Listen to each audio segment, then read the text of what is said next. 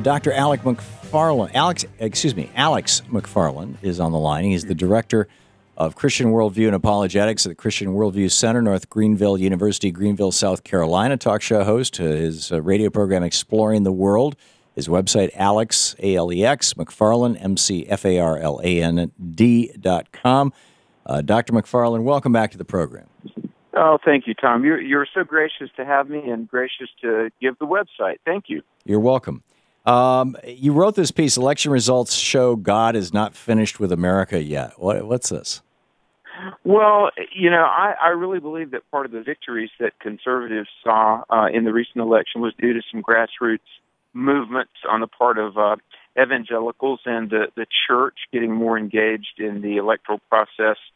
And, there are a lot of us that are in the Christian realm that for a number of decades have been very concerned about things that we perceive to be America losing its spiritual heritage. And this goes all the way back to the 60s with the banning of prayer from public schools and more recently things like the... Well, hang on just a second. Let's deal with these one at a time. Okay. Jesus was very clear in the Sermon on the Mount that if you pray out loud, God is not listening. He said when you pray, you should go into your closet and close the door. He said the people who pray out loud are hypocrites. So do you pray out loud? Are you a hypocrite? For a show. No, I mean, all audible... You don't pray out loud. Hypocritical. Sometimes Jesus said it was hypocritical. I thought you were a Christian. Yeah, I'm a Christian, and you know that. Matthew 5-7, Sermon on the Mount, what he was talking about was those that do it just for a show and for a pretense. He didn't say that. There was no just in that sentence. I've read it many times.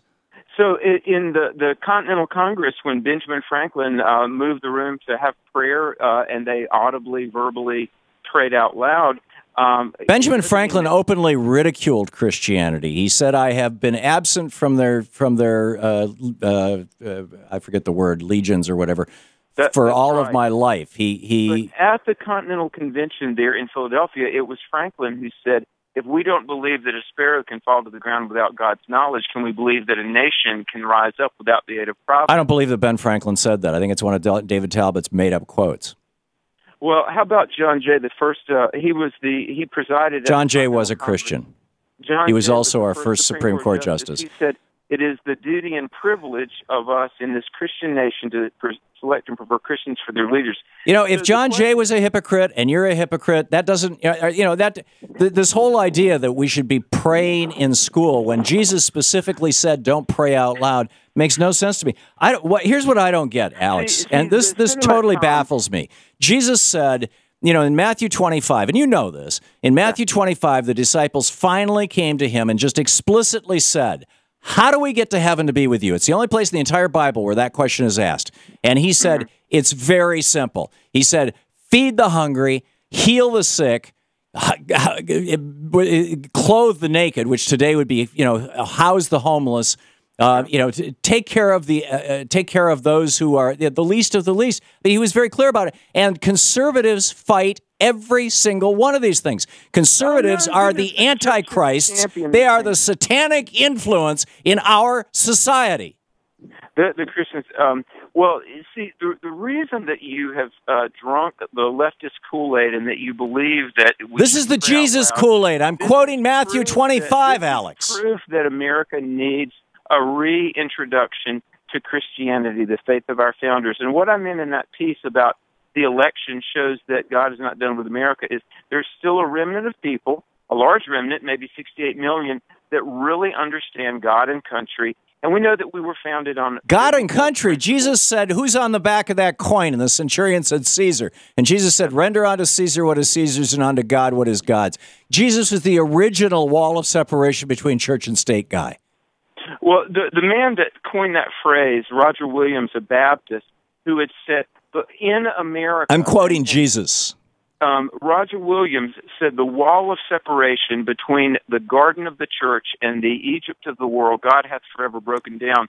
The way that people... The phrase was coined in a letter from Thomas Jefferson to James Madison. Come on, is this more David Talbot revisionist history? This is what you need to understand. When Jefferson invoked that phrase, he was writing to the Danbury Baptist in Connecticut. and he was using a phrase, quoting Roger Williams, trying to show solidarity with the Baptists to help them understand that the government... Thomas Jefferson is not a religious figure. Thomas Jefferson openly eschewed religion. Thomas Jefferson took the New Testament and cut all the miracles out of it, and that Jefferson Bible is still in print. You know, quoting Thomas Jefferson is not going to... Fisher Ames wanted the Bible taught in public schools because Fisher Ames said that it was the best vehicle for teaching morals to young people. Now, think about this. How it's is not. It that you... Wait a minute, Alex. Are you telling me that the book of Joshua, where God said, go into that town and kill every living person, cut off the king's head and put it in front of the village, cut open the stomachs of the pregnant women, kill the dogs, that is teaching morality? I mean, I guess that's what we did to the Indians. Maybe that's what he meant. You've got to understand that the nation of Israel had the right to self-defense. Now, listen to this. Right. How is it that 21st century secularists like yourself understand... I am not a secularist, Alex. ...better than the man that wrote the First Amendment? Better than the man that wrote the First Amendment. And the First Amendment says that the government will not obstruct the free exercise of religion, which is just what we've seen happen in a Houston mayor soliciting the sermons and speeches of pastors. We in America, one of our foundational freedoms... The First Amendment does not say that. The First Amendment says Congress shall make no law respecting an establishment of religion or prohibiting the free exercise thereof. So understand this, in spite of decades of public school that have been completely given over to a secularist, anti-God agenda, in spite of minions in the media helping to try to portray this as a godless nation, there are a lot of people, who understand our religious freedoms, and we understand that those freedoms were based on belief in God and morality, and those freedoms have got to be Alex, protected. very simple question. Very simple question. You know, the Republicans have flipped the five-pointed star upside down on their logo, which, as you know, is the satanic symbol. And if you read the Sermon on the Mount in Matthew 25, or not the Sermon on the Mount, if you read Matthew 25, which I encourage everybody to read, you get it that Jesus said the only way you're going to get to heaven, in fact, everybody else who doesn't do this is going to be with the goats, they're going to go to hell, is by feeding the hungry and healing the sick and housing the homeless. And there's a simple giving water to those who are thirsty. Very simple list there. Conservatives oppose all those things. Please tell me why you and your ilk, you and the so-called conservative Christians, are not actually devil worship, the exact devil worshiping wolves in sheep's clothing that John warned us about in 1 John 4. Well, let me say this. There are two questions at play here. One is, what do conservatives really believe about social justice? I write about this in my book, 10 Issues That Divide Christians, and obviously we understand, as Dr. Martin Luther King Jr. understood, that because we're made in God's image, when I do good for a fellow human being, I'm honoring the one whose image you bear. But as far as the question of getting to heaven, what Jesus meant by that was that if we love people and feed the hungry and clothe the naked, that's not what saves us. It's evidence that God has moved in our hearts. That's not what he said. John 8:24, Jesus said, "If you do not believe I'm who I say I am, you will die in your sin." That's a completely different quote. You read Matthew 25 if you want to try and quote Matthew 25. You're putting words in Jesus' mouth. That's another thing that John warned us, the Antichrist presenting himself as a Christian would do. I'm beginning to wonder, Alex, if you're the Antichrist. Well, 1 John chapter 2 says, this is the spirit of Antichrist if you deny that Jesus has come in the flesh. So let me ask you a question, Tom. Jesus claimed to be God incarnate. Was he right or was he wrong? I don't know, Alex. Yes or no? I honestly don't know.